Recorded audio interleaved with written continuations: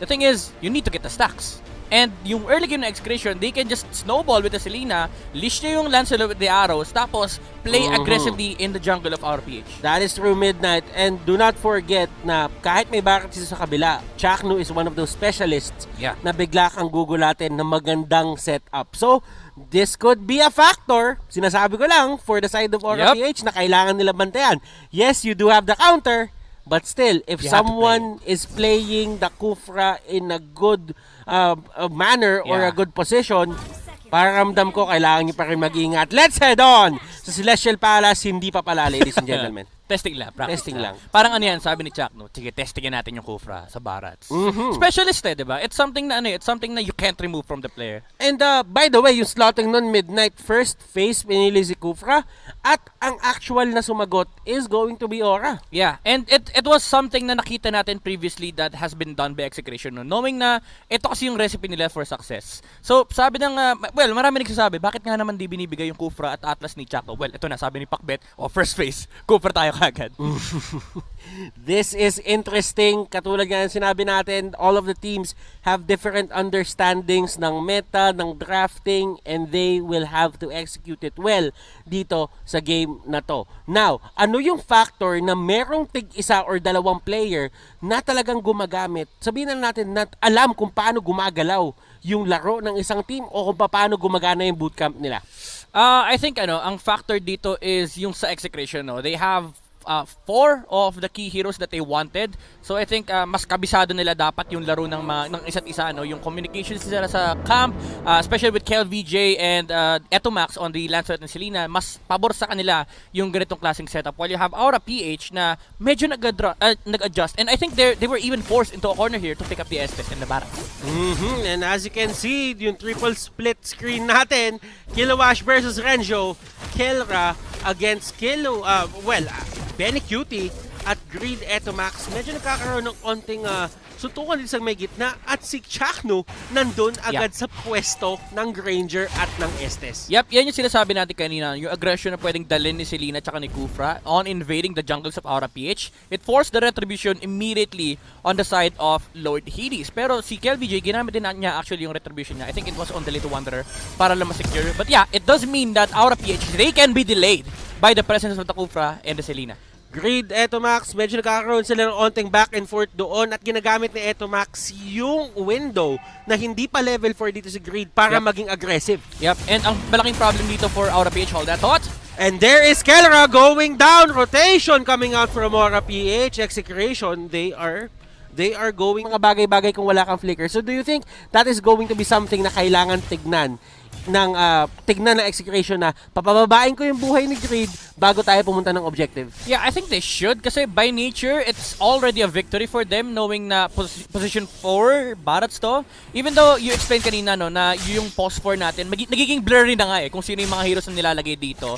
Pero as Aura PH, no, as this game goes on, mararamdaman natin na parang nagiging 4 yung core nila. Pero as it is right now, they have no heroes like Farsa, they have no heroes like Kagura na talagang natural playmaker. So again, if you're gonna ask the question should Execration look into this, I think they should. Kasi if they pass it up, it's victory already out of the window.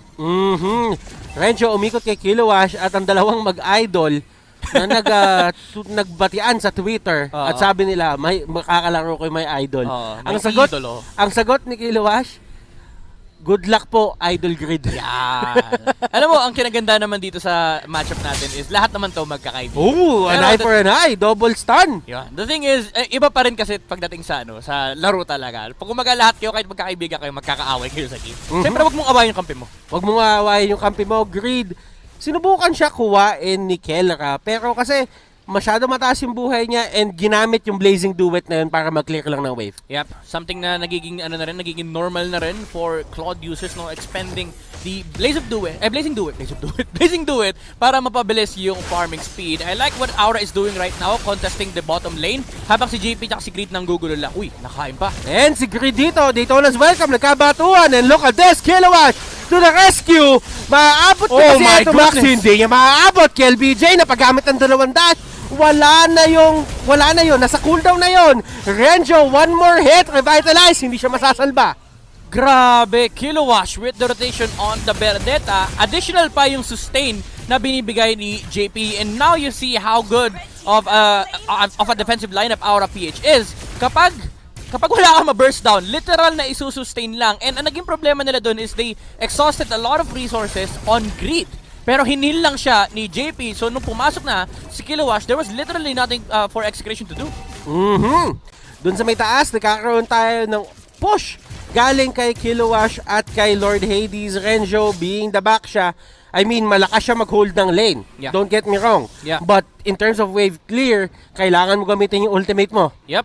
And Execration, ito na yung pinag-uusapan natin timers kanina. No? Nandyan na yung level 4s ni Chakdu, but they need a lot more time. They need the items on the Lancelot, on KLVJ, and they actually need for Seldina to scout some potential targets here for Execration. And meanwhile, Aura PH naman, pwede sila mag-relax lang. Again, ito yung lineup na pwede kang mag-relax as long as Execration, they're not playing aggressive. Kasi pagdating ng late game, you have all the defensive capabilities in the world. And Being on opposite sides of the map, talagang, alam mo yon, ang tagal na ng pinagdaan natin sa MPL. Ang tagal na rin na pinagdaanan nila.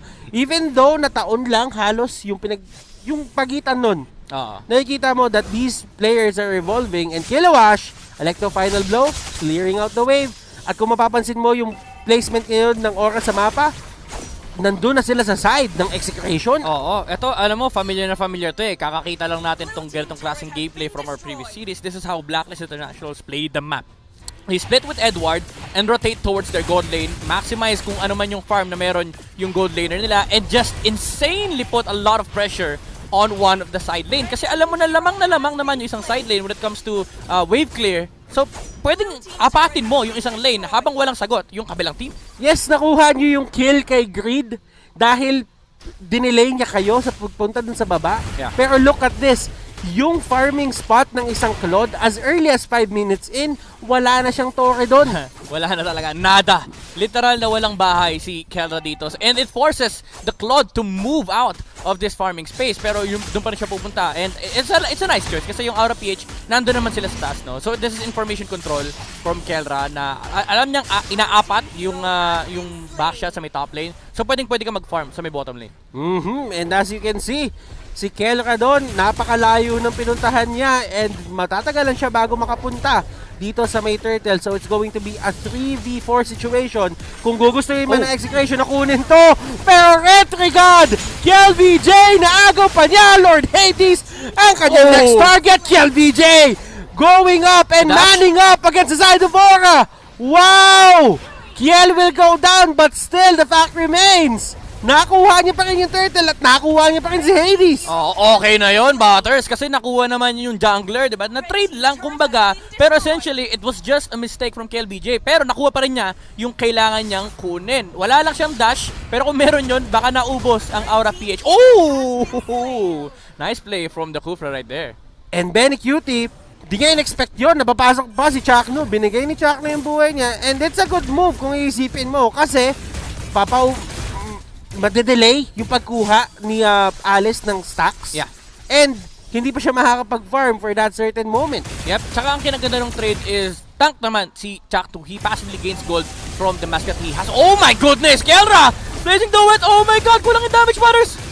And grabe yung pag-pinpoint nila kung nasan si Lord Hades. If ever man na walang ulti si JP doon, that could have been a kill. Grabe yung damage output. Oo, kailangan alalahanin ng Execration ng Aura to, no? Yung damage na nakukuha nila from the Claude, and especially yung setup pa ni Kufra. Benny going in. At binawian ni Benix si Chakno dito. Talagang nung nakita niyang papasok na, tsaka naman siya pumasok. Siya na mismo yung nag-dive. KLVJ, na biktima na Daytona's welcome. Kilowash, sa may pinakalikod. Sinusubukan niya i-zone out yung mga members dito side ng Execration. Aura, they will take down the turrets once again. Lumiit na naman ang mapa nila. Renjo humarap.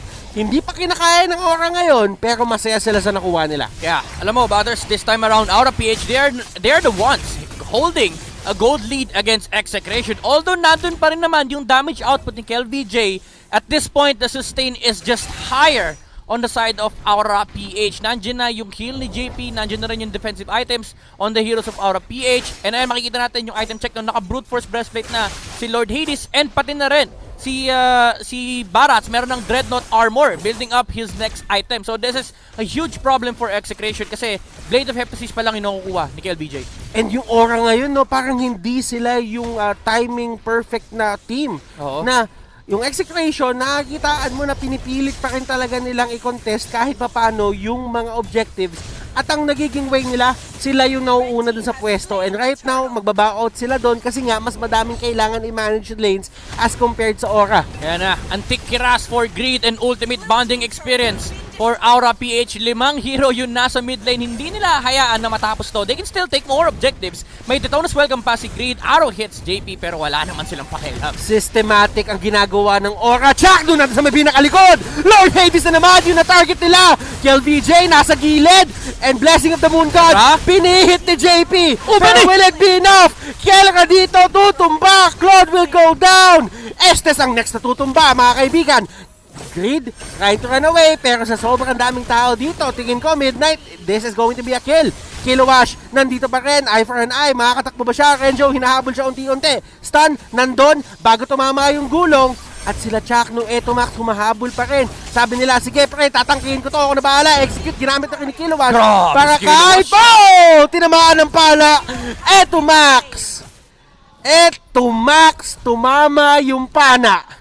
Alam mo, napakalupit nung start for Execration. Chaknu with a perfect sandwich play on the backline. Nag-shift ng focus si Aura PH. Nagulat sila, may Kufra sa likod. Pero hindi nila napansin is the entry of the Lancelot. Napakagandang pag-control nun with the dashes. And he was able to secure the kill onto Lord Hades. Pero I think napunta sa ibang hero yun. Pero it could have been better for Execration if had Benny Cutie not noticed Kelra's entry with the Claude. Kasi yung ginawa ni Benny Cutie, nung nagkakaroon na ng teamfight, alam niya na ang kailangan niyang isipin is may paparating na Claude. So he was able to hold off Kelra with the Blazing Duet and napatay pa nga niya yung Claude. Pero this is something that they have to worry about. No? Again, yung damage output ng Execration, it's still overwhelming at this point. Kailangan pa rin mag-ingat ng Aura PH whenever they try to engage on teamfights against Execration. Aura is doing great lalo na sa mga team fights, but Execration nagbabato rin sila na sarili lang suntok.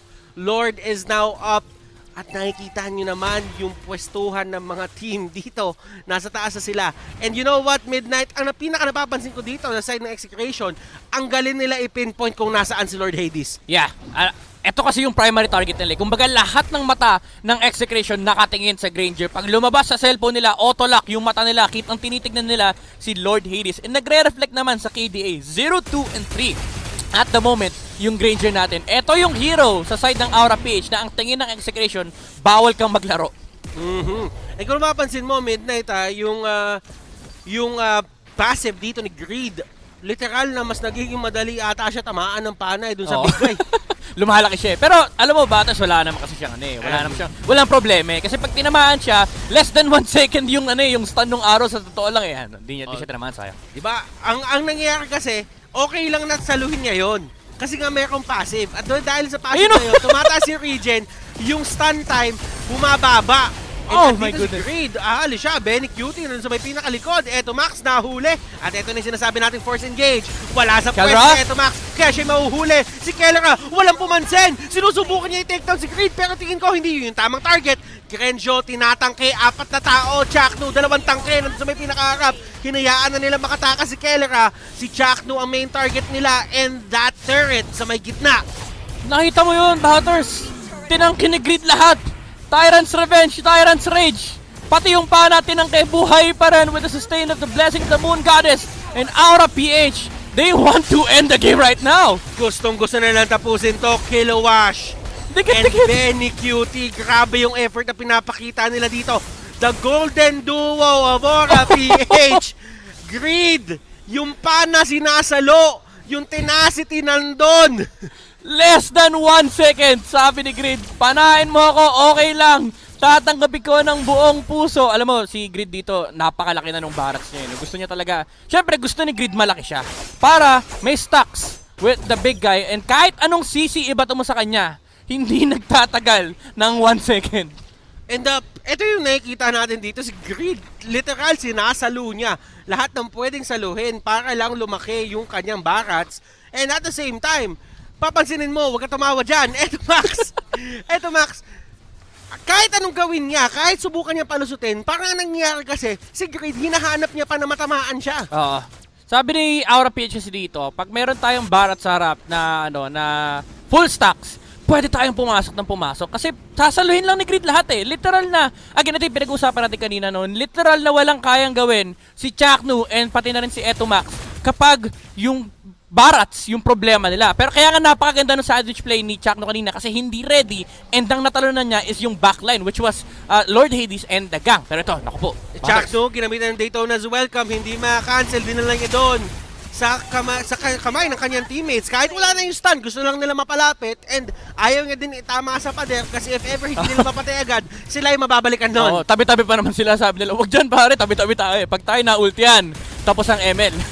And Lord Hades, this might be yung pinakamalaking contribution niya for this fight if ever he gets this Lord. Kasi nga kanina pa siya shutdown ng side ng Execration. And hindi mo siya masisisi. Ganon talaga yung game plan ng Exe. Yeah, it's a hard Granger game. Knowing na may Selena, merong back siya, and kailangan mo rin intindihin yung entry ni Claude tsaka ni Lancelot. Actually, sobrang daming tumatakbo sa isip ni Lord Hades ngayon. Hindi lang buhay niya, pati ML kailangan niya problemahin. Kaya napakahirap laruin nung kanyang game. But the thing is, he has only died twice. Now, Execration is time on their side, Midnight.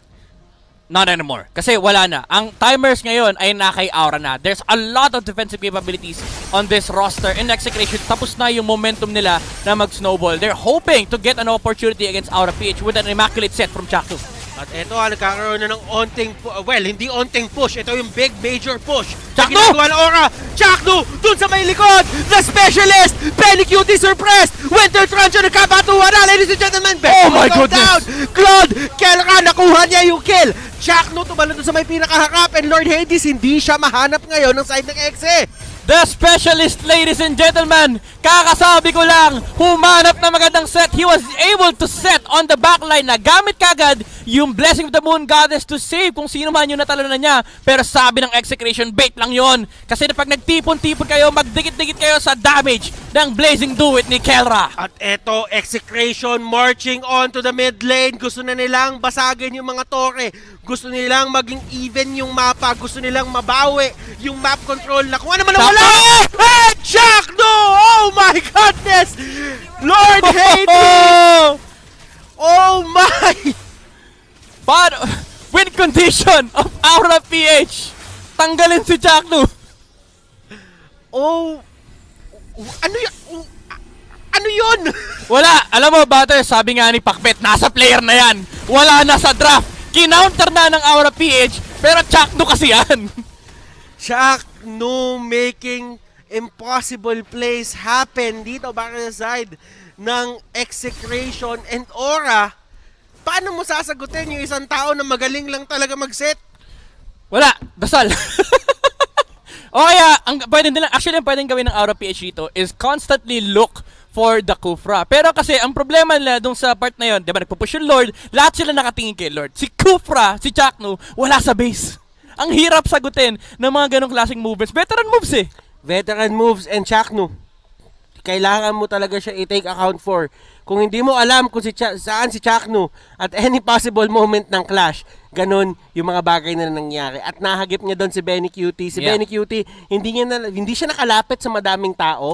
Na-control siya from afar ni Kelra at nung Lance, nabatuan na siya ng Thorn Rose. And at the same time, Midnight, parang ano yun eh.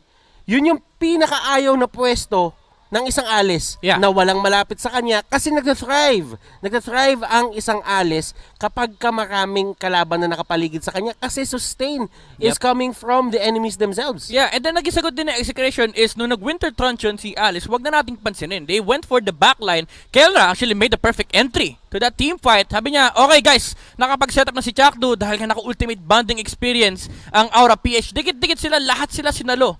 Yung damage output ng Blazing Duet, even with the sustain of the Winter Truncheon, hindi naging enough yon for Benny Cutie to go out. Alam mo ba kung ano yung nakadikit talaga doon? Ano yung nakadikit doon? Ano yung LAN cable? Nagiging mabilis talaga lahat. Double giga eh. Sakto green pa yun, no? Double giga eh. Double giga. Yun yung tinatawag na double giga connection. Ngayon, balik tayo dito sa my game. Ladies and gentlemen, mga LAN cable ngayon, huwag ka tumawa dyan. Alam mo, naniniwala naman ako. Kasi pag dinikitan ka dinikitan ka ng JP, only speeds. Only speeds. Takbo lang na takbo. Only speeds. Yo! Now, Aura. Laban lang. Laban lang. Oy! Oy! Nandiyan na. Ang dami ng immortality sa side ng Aura PH. Actually, this is something that Execration needs to worry about. Yung second round ng Aura PH. Again, if you are a sustained lineup, habang tumatagal yung clash, no? Even though beneficial kay Claude yan, kapag wala ng burst damage yung lineup na kalaban nyo, pabor sa inyo. Kasi second time around, may sustain pang idadagdag yung Aura PH. Renjo, nahuli siya. Meron pa ba siya nung gulong? I think not. Revitalize, pinapatagal lang, dinedelay lang inevitable, and he will go down. Oh, Grid? While si Grid, nahuli din doon sa may gilid. Oh, nakain! At nakain siya dito, dalawang member ata ng Execration na mawawala. Oh! Make that 3! Eto Max, makakatakas ba siya? Pero nandun yung dalawang members, hindi ko na alam kung saan sila nakabase. Yung isa nandun sa kabila, yung isa nanggagaling dun sa river. Araw? Tatama, pero still, Less than 1 second talaga. less than 1 second. Grabe! Mahatter si Grid! Mamamatay na siya. Pagkakain niya kay KLVJ, which was nice target selection by the way, kasi alam niya na si KLVJ yung papatay sa kanya. Pagkakain, flicker out, dinudge yung huling tira, and he was able to regen some HP after the Daytona's welcome. Actually, pagkakabasa ko nga doon midnight, yung nag-Daytona's welcome, nung hindi pa kumakagat, nag-flicker na siya. Nag-flicker na kagad para ma-dodge niya. Para mahuli niya yung mahuli niya yung Lancelot. And di ba katulad nga ng sinabi mo kanina, Lancelot is one of those heroes na ang hirap talaga huliin ng Daytona's welcome. Yeah. Kumbaga, pagka Daytona's welcome, tapos Lancelot yung kalaban mo, unless magamit niya talaga in a wrong manner yung kanyang mga skills, ilista mo na makakataka siya. Oo. Pero at least you bait out the dash. Kasi ang kailangan niyang gawin doon is gamitin yung kanyang first skill, lalo pag late na. Pwede mong gamitin yung Phantom Execute mo to get out of the AoE. Pero most of the time, syempre yung Lancelot gusto niya minamadali. Kaya yung first skill na bait out yun. Kaya medyo interesting yung matchup ng ng Barat tsaka Lancelot. And ngayon, nakikita nyo both of the teams nandito na sa area ng Lord. Exe, eto Max, nagbabato ng pana, and that is going to be a 1 second stun dahil nga medyo malayo yon. And remember, it's all about the range for the Selena. Yep, Jackno. Nakita niyo si Benny Cutie rito. Naku po. Aura PH, alam nila kung nasan si Jackno, Kuya Butters. And no, ganda na huli ni Benny Cutie. That is not a flicker in. That is the flowing blood.